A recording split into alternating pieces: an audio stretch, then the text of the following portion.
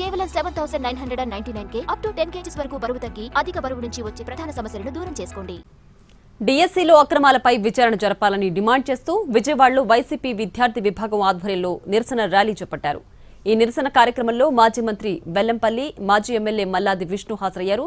DSC అక్రమాలకు బాధ్యత వహిస్తూ మంత్రి పదవికి లోకేష్ రాజీనామా చేయాలని డిమాండ్ చేశారు.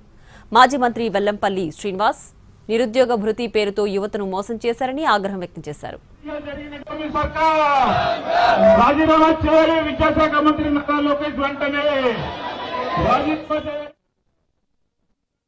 కాంగ్రెస్ పార్టీ రాష్ట్ర వ్యాప్తంగా కూడా అన్ని జిల్లాల్లో యువత విద్యార్థి సంఘాలతో కలిసి ఏదైతే ఈ రాష్ట్రంలో మెగా డిఎస్సీ అని చెప్పింది దగా డిఎస్సీని చేసిన కూటమి ప్రభుత్వాన్ని నిలదీస్తూ దానికి నైతిక బాధ్యత వహిస్తూ నారా లోకేష్ రాజీనామా చేయాలని చెప్పని యావత్తు యువత విద్యార్థులంతా కూడా ఈ రోజు రోడ్డు మీద రావడం జరిగింది.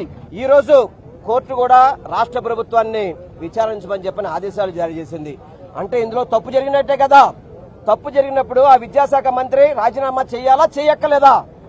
అంటే ముఖ్యమంత్రి కొడుకైతే ఒక న్యాయం, వేరే వాళ్ళకైతే ఒక న్యాయం అనేది పద్ధతి కాదు. అదేవిధంగా నారా లోకేష్ మాట్లాడితే సవాల్ విసురుతున్నాడు. నారా లోకేష్ సిగ్గు శరవేమని ఉందా? సిగ్గు శరవేమని ఉందా? జగన్మోహన్ రెడ్డి గారు ఆధారాలతో సహా నీకు ప్రశ్నలు వేస్తే ఒక్క స్పోర్ట్స్ కోటాలో చాలా అవినీతి జరిగింది. అనర్హులకు ఉద్యోగాలు వచ్చినాయి.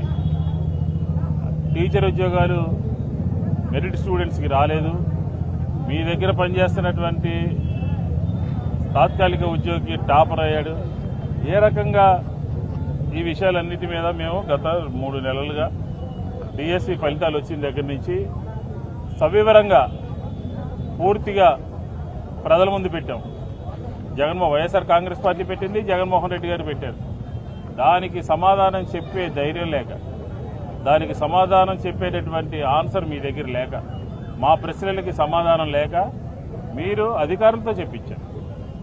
అధికారులు వచ్చి ఏం చెప్తారు? ఎందుకుని మీరు స్పోర్ట్స్ కోటాలో ఇంటర్వ్యూలు లేకుండా, పరీక్షలు లేకుండా జీవోలు ఇష్యూ చేసి అభ్యర్థుల్ని ఎంపిక చేసుకున్న తర్వాత మళ్ళీ తిరిగి మీరు జీవో ఎందుకు రద్దు చేశారు చెప్పాలి కదా. అసలు విద్యార్థి లోకం రగిలిపోతూ ఉంది.